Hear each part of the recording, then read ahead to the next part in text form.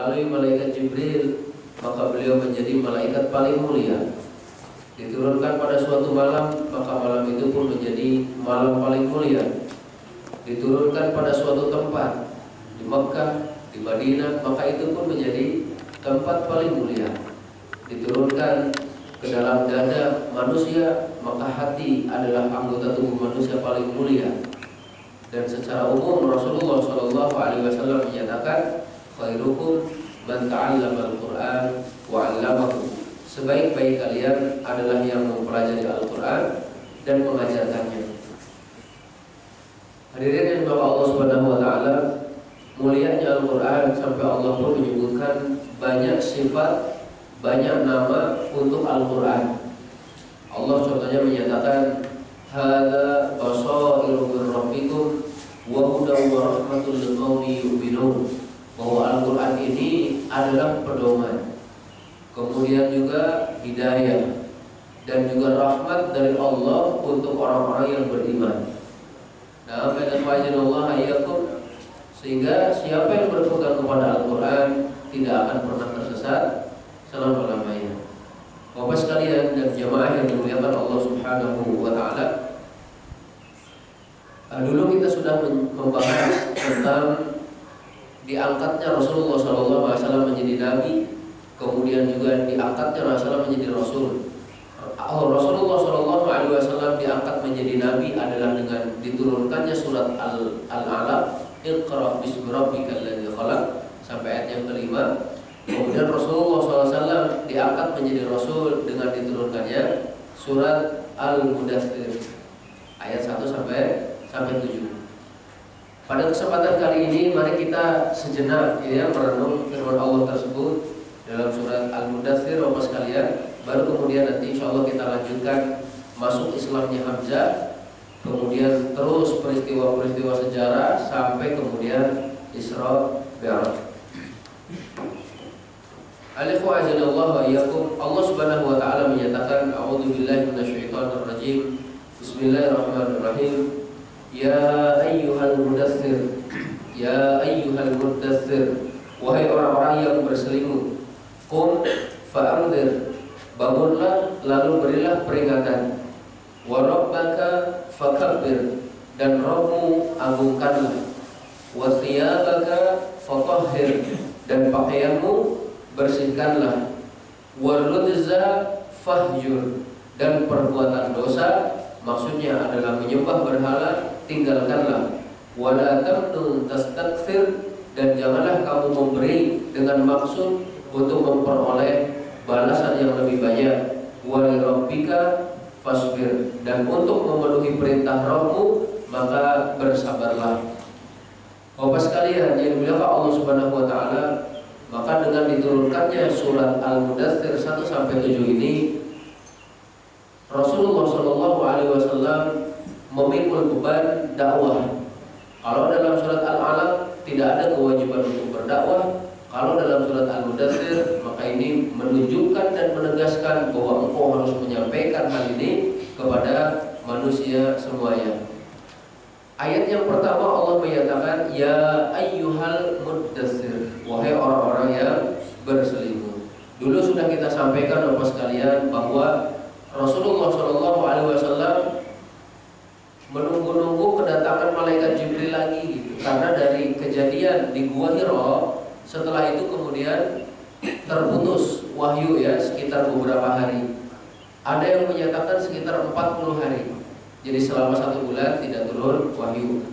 Ketika Rasulullah berjalan, tiba-tiba beliau mendengar suara. Bapak sekalian, beliau melihat ke depan, nggak ada siapa-siapa. Melihat ke kanan, tidak ada siapa-siapa. Ke kiri juga sama, ke belakang juga tidak ada. Pas beliau mendongakkan mengangkat kepalanya ke langit, ternyata melihat malaikat yang waktu itu ada di Gua Hira. Akhirnya beliau ketakutan, Bapak sekalian, segeralah pulang ke rumah Khadijah, sebaik-baik wanita penduduk langit. Sampai beliau menyatakan, wahai istriku, selimutilah aku. Selimutilah aku, diselimutilah Rasulullah SAW. Nah, baru setelah itulah Allah Subhanahu wa taala menurunkan, ya ayyuhal mudaththir, wahai orang yang berselimut. Di dalam bahasa Arab Bapak sekalian, ad-dithar, ya, dithar itu adalah kain yang tidak nempel kepada tubuh, maksudnya tidak langsung melekat kepada tubuh. Ya, contohnya adalah ya selimut itu, ya, selimut kan tidak setiap saat menempel di tubuh kita, ya, terpisah ya dari tubuh kita. Itu adalah dithar. Ada juga namanya nanti adalah syiar. Ini bukan syair ya ataupun apa, tapi ini nama lain daripada baju. Kalau syiar itulah yang melekat itu Bapak sekalian ya. Nah, dalam ayat yang pertama ini Bapak sekalian, ya ayyuhal muddatsir. Al-muddatsir artinya sama dengan al-muzammil. Ya ayyuhal muzammil. Itu nanti ada kaitannya. Sama. Kemudian Bapak sekalian, yang juga Allah Subhanahu wa taala, Allah menyatakan qum fa'anzir. Bangunlah dan berilah peringatan. Ini menunjukkan Bapak sekalian bahwasannya ketika Allah dan Rasulnya, ketika Allah khususnya kalau kepada Nabi Muhammad SAW ya, ketika Allah memerintahkan sesuatu maka harus kita kerjakan semaksimal mungkin. Sehingga yang Allah perintahkan qum, berdiri, ada wajah Allah ya, berdiri dengan mengeluarkan seluruh potensi yang kamu miliki, fa'anzir, lalu berikanlah peringatan. Jadi bersungguh-sungguh dalam beribadah dan juga menyembah Allah Subhanahu wa taala, baik dengan ibadah-ibadah yang pendek ataupun ibadah-ibadah yang panjang, ibadah yang mahdoh ataupun yang ghairu mahdoh. Al-khawajah qum fa'anzir. Dan sekali lagi, qum di sini mengandung makna adalah giat dan sungguh-sungguh. Jangan sampai untuk ibadah kita hanya memberikan sisa-sisanya, sisa waktu, sisa tenaga, ya, kemudian juga sisa harta itu. Jangan, ada wajah Allah. Maka berikanlah kepada Allah yang terbaik. Sebagian orang kan keliru. Saya mau membaca Al-Quran kalau ada waktu, harus memberikan waktu. Bukan kalau ada wajah Allah ya, harus memberikan waktu terbaik. Qum fa'anzir, bangun dan berikanlah peringatan. Peringatan itu Bapak sekalian adalah perkataan yang mengandung menakut-nakuti ya, yang mengandung makna menakut-nakuti. Itu adalah al-idzar. Dan tugas Rasul itu nanti ada dua. Yang pertama adalah an-nadzarah ataupun nadzir, adalah pemberi peringatan, dan yang kedua adalah basyir, memberikan kabar gembira. Kepada siapa yang memberikan peringatan, itulah kepada orang-orang kafir. Memberikan kabar gembira kepada orang-orang yang beriman, seperti yang disebutkan di dalam surat Al-Kahfi contohnya, wajah Allah. Jadi memberikan kabar gembira pada orang yang beriman dan mengerjakan amal soleh, bahwa bagi mereka surga, dan memberikan peringatan kepada yang mengatakan bahwa Allah itu punya anak. Dan Alhamdulillah ataupun secara umum adalah orang kafir. Qum fa'anzir wa rabbaka fakabbir. Dan Rabbmu agungkanlah. Bapak sekalian, kewajiban kita adalah mengagungkan Allah Subhanahu wa taala dan tanamkan hal ini di dalam hati kita. Siapa yang sudah memiliki sifat mengagungkan Allah, maka dia tidak akan pernah meremehkan perintahnya. Karena Bapak sekalian, dia akan melihat siapa yang memerintahkan, bukan jenis perintahnya. Dalam arti ada wajah Allah, walaupun menurut kita perintah ini kecil, tapi karena yang memerintahkannya adalah zat yang maha agung, maka tidak akan pernah diremehkan oleh dirinya. Ada wajah Allah. Maka dari sini juga kita memahami hadis Rasulullah SAW, la tahqiranna minal ma'rufi syai'an. Janganlah engkau meremehkan perbuatan baik sekecil apapun. Dan al-ma'ruf dinamakan ma'ruf menurut sebagian para ulama tafsir adalah setiap apa yang diperintahkan oleh Allah. Itu adalah ma'ruf.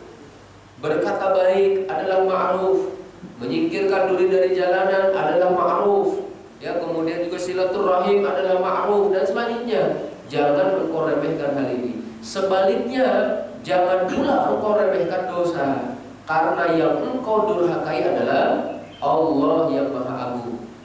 La tandur ila sighril ma'siyah, walakin undur unzur ila 'azamati man 'asait. Jangan pernah engkau lihat kecilnya suatu dosa, akan tetapi lihatlah keagungan siapa yang engkau durhakai, Allah Subhanahu wa taala.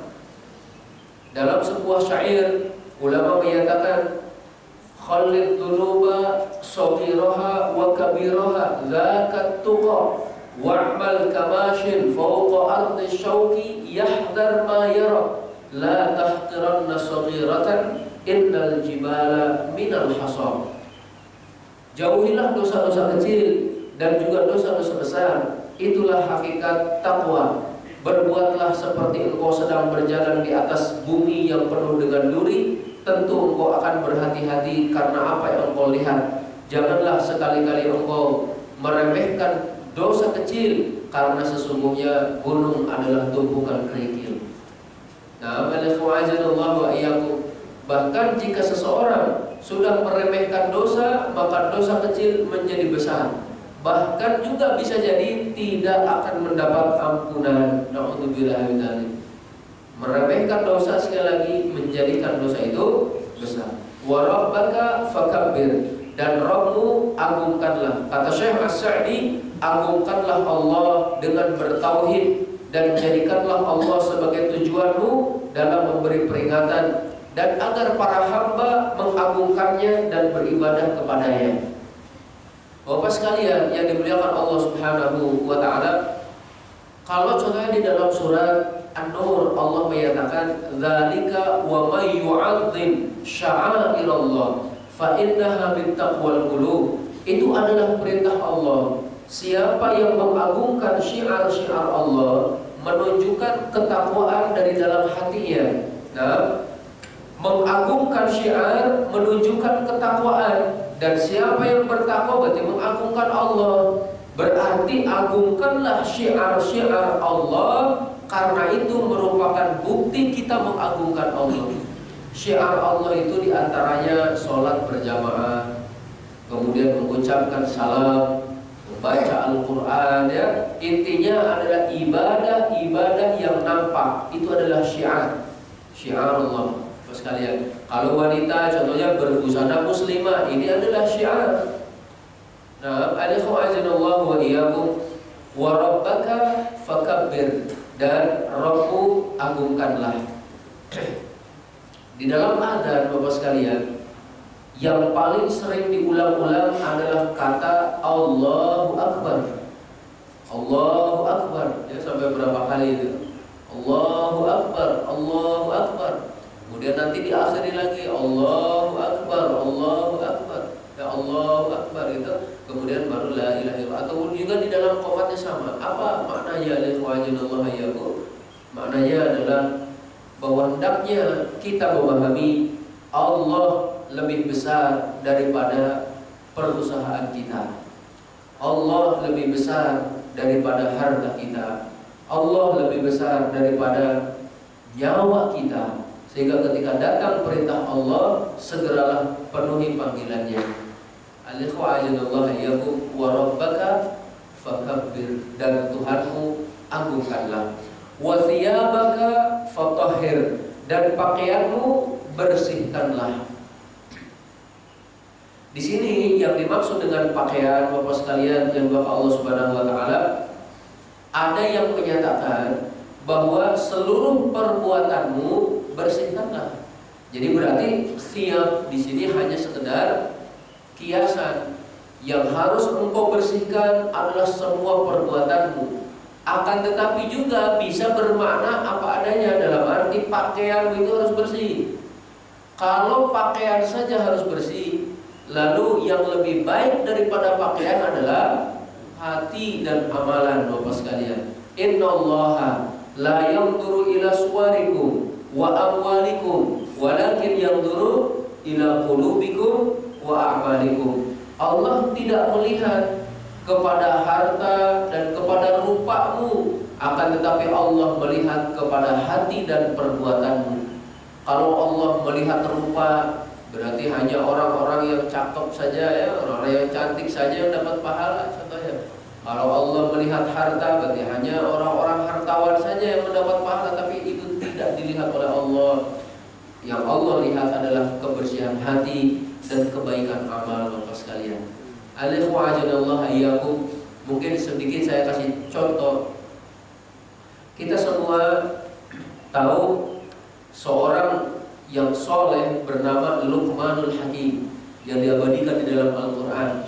Kalau dilihat dari sisi fisik Bapak sekalian, para ulama meriwayatkan Luqmanul Hakim itu, mohon maaf karena ini adalah untuk mengambil pelajaran, beliau ini pendek, hitam, pesek, kata gitu, keriting. Jadi kalau dilihat dari sisi fisik seperti itu, coba aja kalau ada di antara kita yang seperti itu, mungkin menjadi bahan celaan gitu ya, akan tetapi ternyata di hadapan Allah beliau sampai diabadikan di dalam Al-Quran menunjukkan bahwa dia adalah orang mulia. Bilal bin Rabah, Masya Allah, Bilal bin Rabah adalah budak sahaya dari Habasyah, kulitnya hitam, keriting juga. Tapi ternyata Rasulullah SAW menyatakan, wahai Bilal, apa yang menyebabkan terompahmu itu udah ada di surga ini. Sendalnya aja udah di surga gitu. Apalagi orangnya nanti kan dijanjikan surga, insyaallah. Makanya jangan meremehkan dan jangan menghina manusia karena fisiknya. Alaihissalam wa thiyabaka fatahhir. Pakaianmu bersihkanlah. Kalau perbuatan kita maka bersihkan dari seluruh tujuan selain Allah Subhanahu wa taala. Kita apa sekalian, jika belajar fikih, maka yang pertama kita pelajari biasanya setelah niat tentu adalah toharoh, ya, toharoh bersuci. Ternyata bersuci itu ada macam-macamnya apa sekalian. Kita menyucikan badan dari kotoran dan najis, dari hadas, najis dan kotoran-kotoran secara umumnya. Kita membersihkan hati dari syirik, ya, membersihkan hati dari akhlak-akhlak tercela, kemudian membersihkan tujuan dari selain Allah Subhanahu wa taala. Itu adalah jenis-jenis toharoh. Sehingga Allah mengabadikan juga di dalam Al-Quran, menyatakan kepada Nabi Muhammad SAW, la taqum fihi abada, la masjidun ussisa ala taqwa min awwali yaumin ahaqqu an taquma fihi rijalu yuhibbuna an yatatahharu wallahu yuhibbul mutahhirin.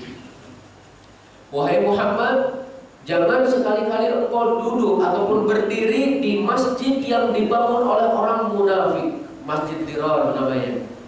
Karena sesungguhnya masjid yang pertama kali dibangun atas dasar iman dan keridhaan dari Allah Subhanahu wa taala, itu lebih baik engkau berdiri di dalamnya. Di dalamnya ada sekelompok orang yang suka membersihkan diri, dan Allah mencintai orang-orang yang suka membersihkan diri. Masya Allah, orang yang suka toharoh dicintai oleh Allah. Para sahabat ketika mendengar ayat ini dibacakan oleh Rasulullah SAW, mereka datang dan bertanya kepada para laki-laki dan sekelompok orang yang sholat di masjid tersebut, di Masjid Quba. Ditanyakanlah pada mereka, apa yang kalian kerjakan gitu ya, sampai Allah menyebut kalian di dalam Al-Quran. Mereka menyatakan, kami terbiasa bersuci menggunakan air. Jadi maksudnya beristinja menggunakan air itu dan selanjutnya.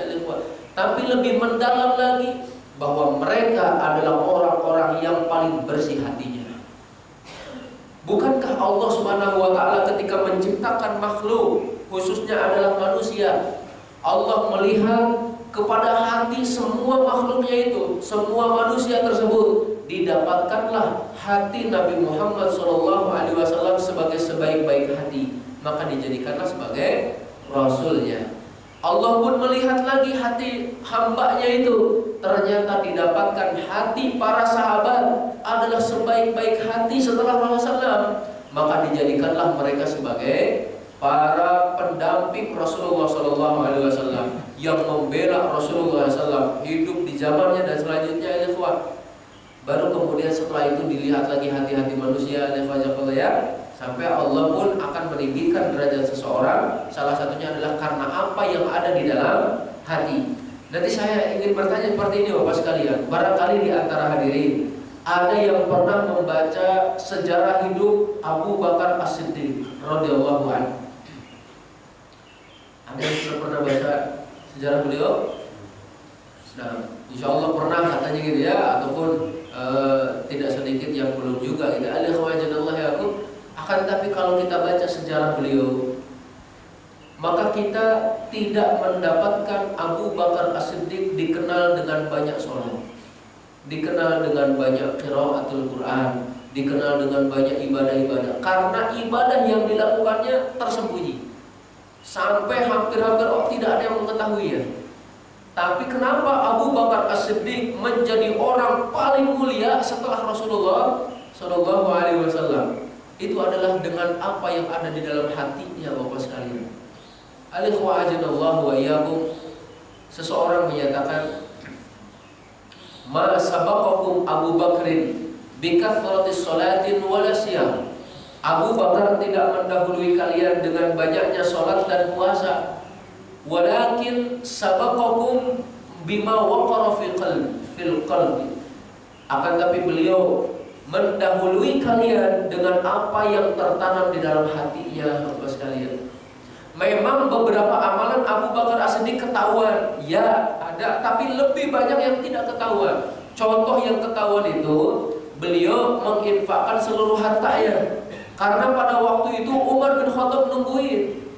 Ketahuan akhirnya itu Allah. Dan Rasulullah SAW mengumumkan secara terang-terangan, wahai para sahabat, siapa yang punya harta, bawa infakkan di jalan Allah, karena kita butuh untuk perang Tabuk. Maka Umar bin Khattab datang membawa setengah hartanya. Ketika Rasulullah SAW bertanya, apa yang kau tinggalkan untuk keluargamu? Kata beliau, saya tinggalkan setengahnya. Beliau nunggu akhirnya. Saya nunggu Abu Bakar, itu kalau bahasa kita ya. Mudah-mudahan saya lebih baik daripada Abu Bakar, soalnya saya infak setengah harta. Tiba-tiba datang Abu Bakar bawa seluruh hartanya. Masya Allah, ya. Mau sembunyi-sembunyi gimana? Umar nungguin. Ya, dikasihkan semua hartanya. Setelah bertanya, apa yang kau sisakan untuk keluargamu? Kata beliau, Allah dan Rasulnya. Tidak disisakan sedikit pun. Sampai Umar bin Khattab menyatakan, wallah ma sabaqana, ya, ma sabaqana fi khairin illa wa sabaqahu Abu Bakrin wa mastabaq. Jadi seperti itu Allah. Tidak pernah kami berlomba dengan Abu Bakar kecuali Abu Bakar menjadi pemenangnya. Dan kata beliau, demi Allah, saya tidak akan pernah mampu mendahului Abu Bakar As-Siddiq. Masya Allah. Keyakinannya itu ada dalam hatinya itu, Bapak sekalian. Nah, maka kembali lagi bahwa apa yang harus kita kerjakan adalah wasiyabaka fatahhir. Bajumu bersihkanlah. Ya, alaikumsalam. Hatimu bersihkanlah, perbuatanmu bersihkanlah. Selanjutnya, wasiyabaka fatahhir warrudza fahjur. Dan perbuatan dosa dan ar-rudza ini, Bapak sekalian, bisa juga dibaca waridza dalam qiraat lain, waridza. Kalau ar-rudza artinya dosa, ar-ridza artinya berhala. Dalam Allah, perbuatan dosa dan dosa yang paling besar adalah menyembah berhala, tinggalkan. Sekarang hendaknya engkau bertawakal dengan sebenar-benarnya tawakal kepada Allah. Bapak sekalian, siapa yang menyandarkan urusannya kepada Allah, maka Allah akan mencukupinya. Tapi siapa yang menyandarkan urusannya kepada manusia, maka dia akan kecewa. Maka jangan terlalu berharap dengan manusia, Bapak sekalian. Berharaplah kepada Allah. Warrudza fahjur, berhala tinggalkan.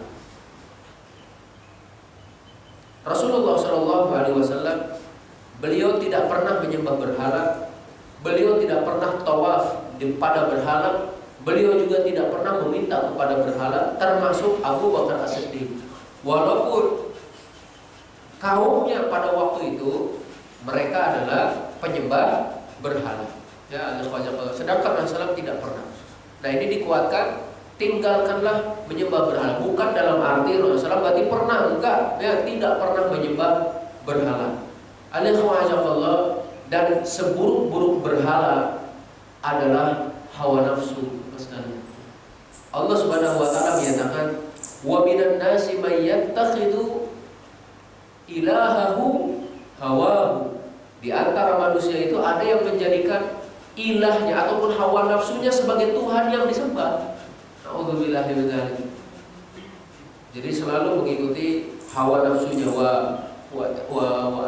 nafsu itu sendiri, ya. Wa inna nafsa la'amaratun bisu. Sesungguhnya nafsu itu adalah selalu menyuruh kepada keburukan. Alhamdulillah wa iyyakum warujza fahjur. Tinggalkanlah berhala tersebut. Selanjutnya wala tamnun tastakthir. Janganlah kamu memberi dengan maksud agar memperoleh balasan yang lebih banyak. Alhamdulillah, terkadang ada seseorang yang sengaja memberi hadiah kepada orang yang sebenarnya sudah cukup, ataupun dia itu kaya raya contohnya, ya. Dia memberi hadiah dengan niatan mudah-mudahan orang tersebut memberi saya hadiah yang berlipat-lipat.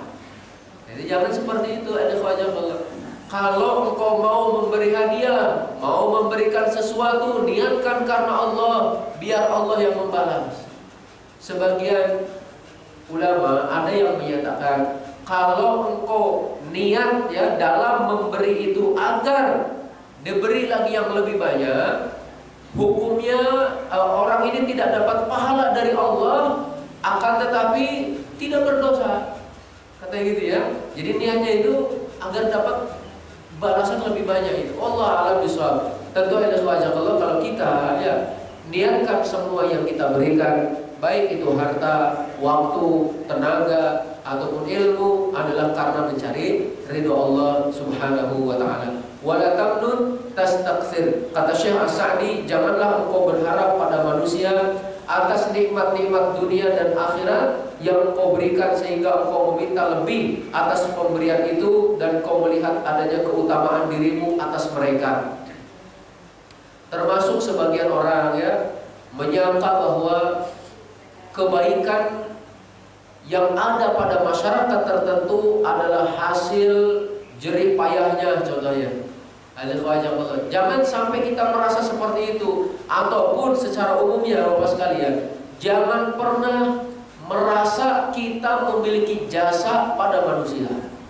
Kalau ada rasa seperti ini, dikhawatirkan ujung-ujungnya akan ujung sombong ataupun takabur, Bapak sekalian. Kalau sudah takabur, maka dia akan merendahkan manusia. Apa sih kalian bisa seperti ini karena saya?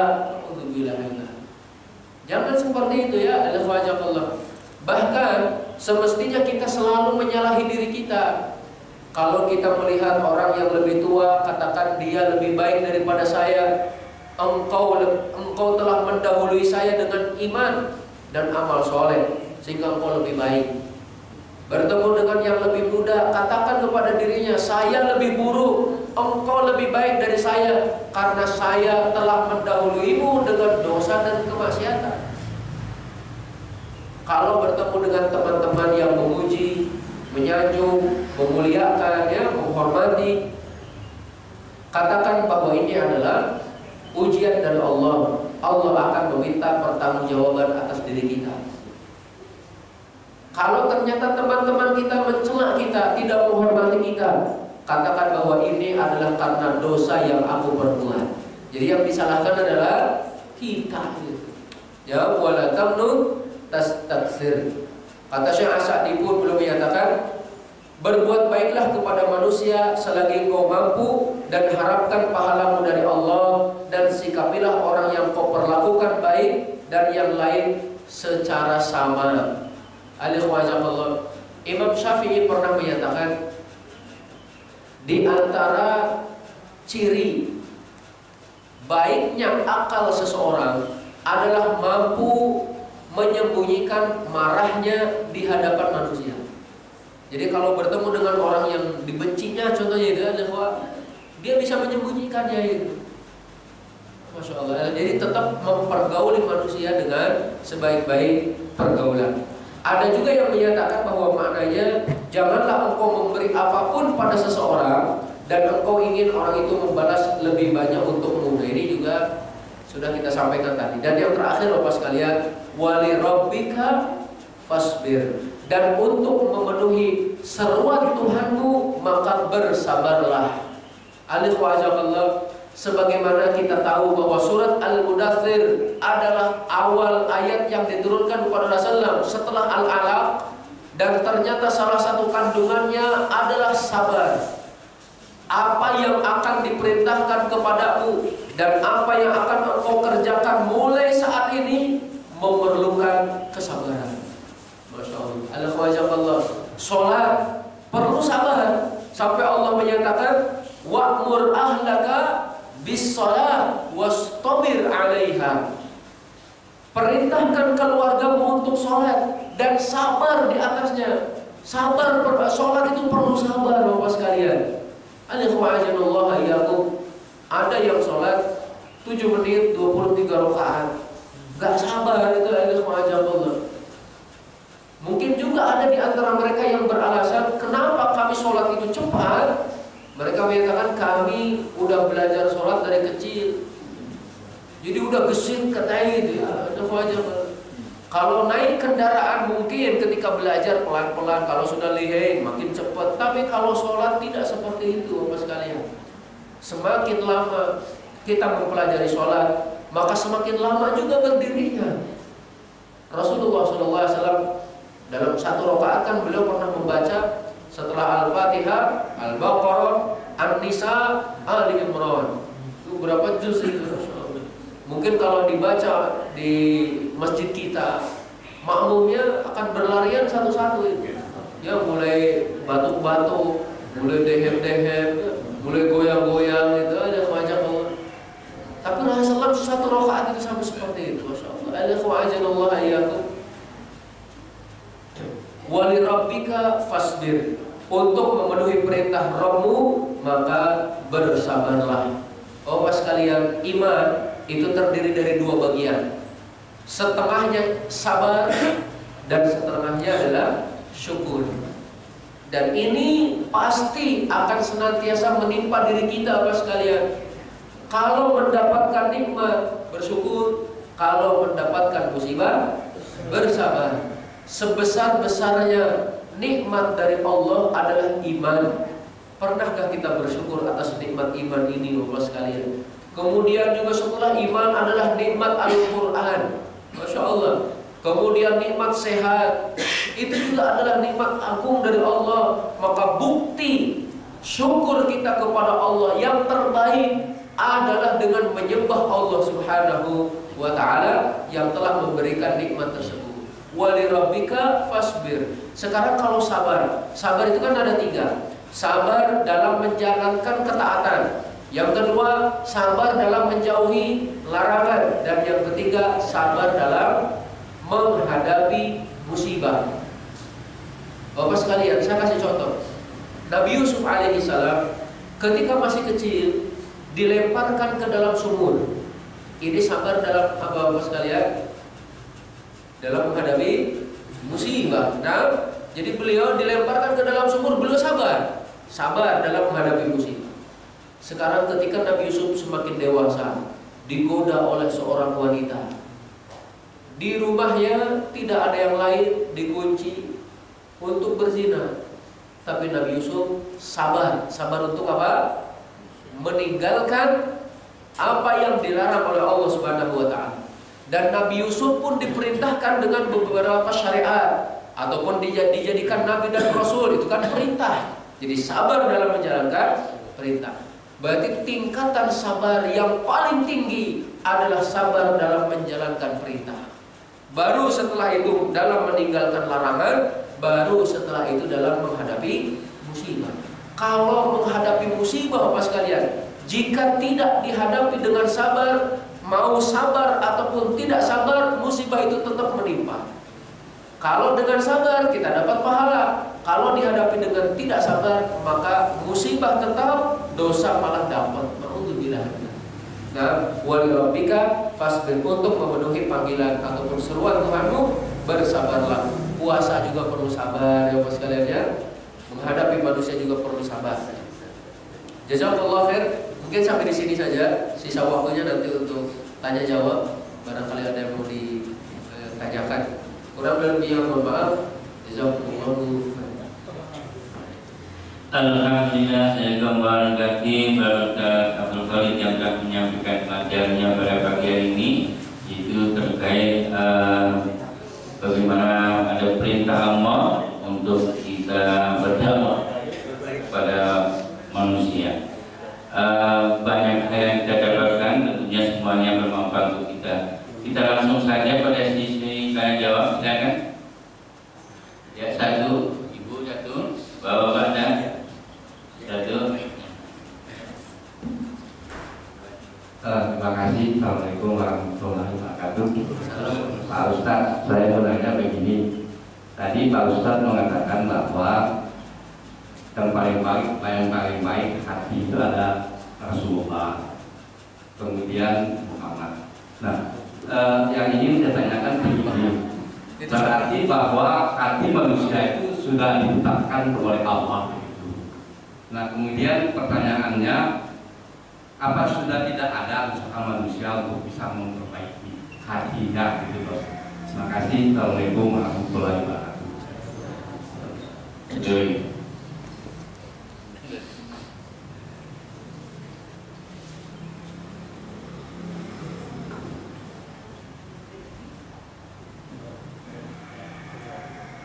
Assalamualaikum Ustaz. Assalamualaikum. Pertanyaan saya ini pertanyaan karena fakir ilmu. Saya mau tanya, apakah perang Tabuk itu perang terakhir Rasulullah? Dan apakah misi tempur dan Syariah itu bagian dari 27 perang Rasulullah? Lalu sebenarnya berapa jumlah yang Rasulullah lakukan? Kalau memang perang Tabuk itu perang terakhir Rasulullah, kenapa Rasulullah memutuskan berakhir perang di perang Tabuk? Apa ekspektasi itu? Terima kasih Ustaz. Lagi saya.